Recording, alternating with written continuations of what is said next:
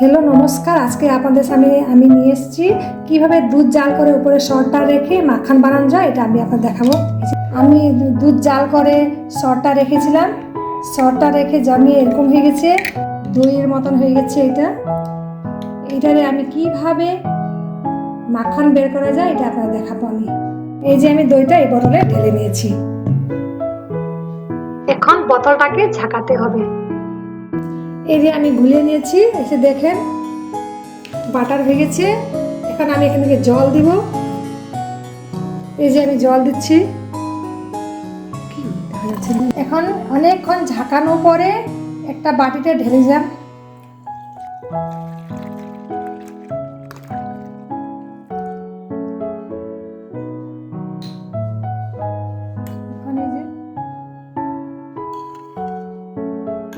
এই যে মাখন বের হয়েছে, দেখেন এই যে মাখন বের হলো।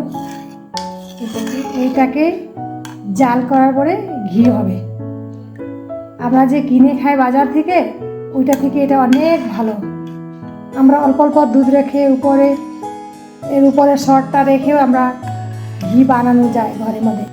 এটা দেখেন, এটা আমি আগে থেকে জমা করে রেখেছিলাম অল্প অল্প করে, এটা থেকে ঘি বানানো যায়।